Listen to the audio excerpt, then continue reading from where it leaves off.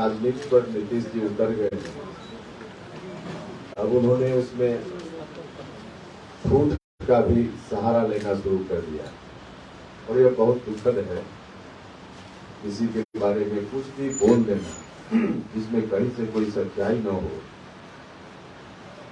तो पूरे तौर पे शायद यह बात उनको व्यक्तिगत रूप से ठीक नहीं लगे, लेकिन झूठ का सहारा मुख्यमंत्री जी इतने ऊंचे कद के नेता और इस स्तर पर उतर जाए, इसकी अपेक्षा कोई नहीं करता है। जो राजनीति कर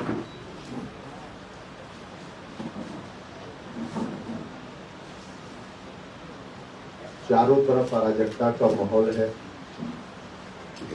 जिसको जब मर्जी जहां किसी को गोली मार दे, हत्या कर दे, लूट ले, छोटी बच्चियों के साथ बलात्कार की घटना रोजमर्रे की घटना हो गई।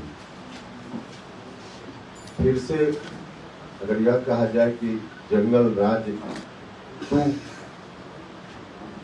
की शुरुआत हो गई है, तो कहीं से अतिशयोक्ति नहीं है। किसी को देखने वाला जो सरकार की जवाबदेही होती है कि समाज के विभिन्न वर्गों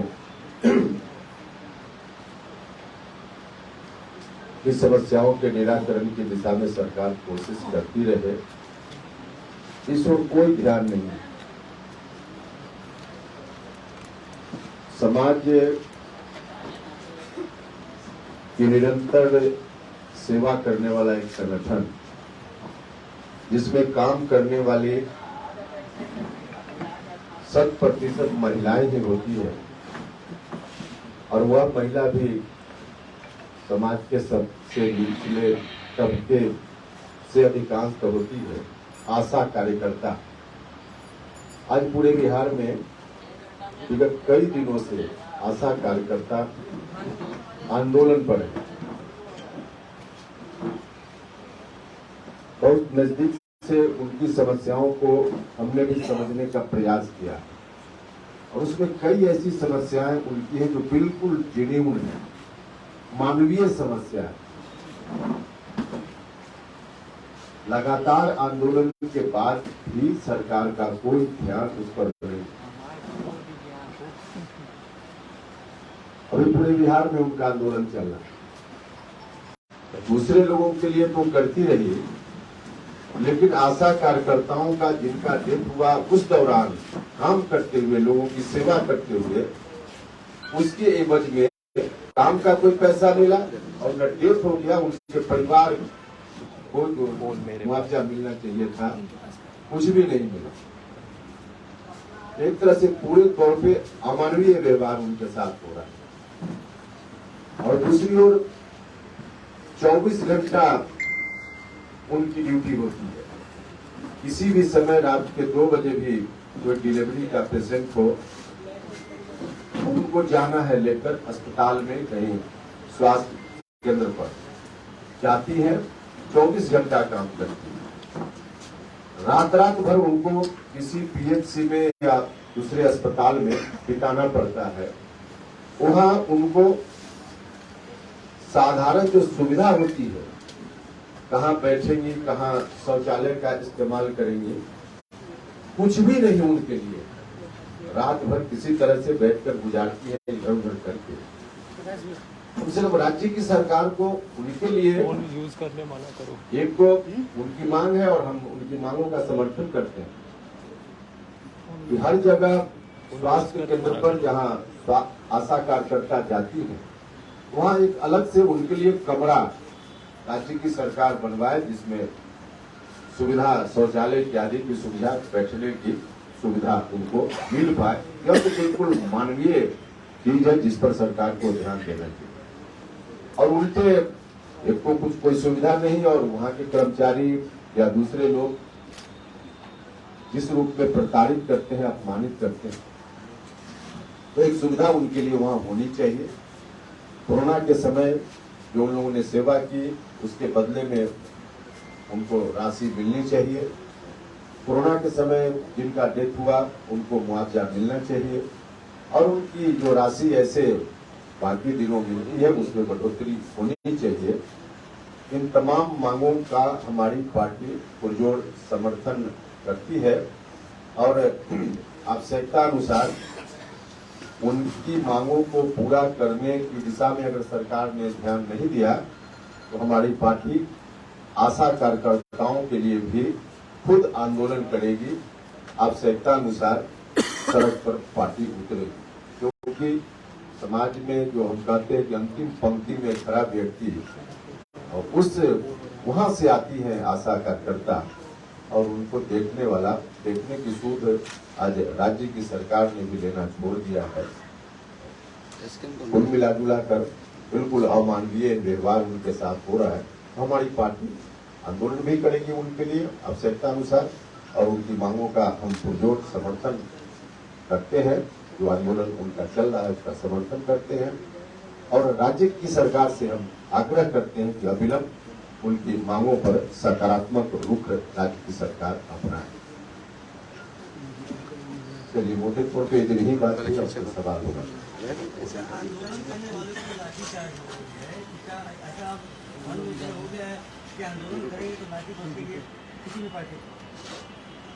या 1974 भी लोगों ने देखा है, जब जेल जाने से बिहार और देश के लोग नहीं डरते हैं, जहां कहीं भी अन्याय होता है उस अन्याय के खिलाफ लड़ते हुए। इस समय राज्य की सरकार अब कुछ कर नहीं रही है तो बस लाठी मारो उनका है, लेकिन उनसे डर किस बात का?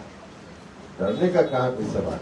आंदोलन करने वाले लोग अगर डर गए होते तो देश कभी आजादी नहीं हुआ होता। उसी देश के हम लोग वासी, फांसी पर भी लोग देश के खातिर झूलते रहे, इसमें डरने जैसा कुछ नहीं। लेकिन राज्य की सरकार जो डेमोक्रेटिक तरीके से चुनी गई सरकार है, उनको भी डेमोक्रेसी की हत्या करने का कोई अधिकार नहीं।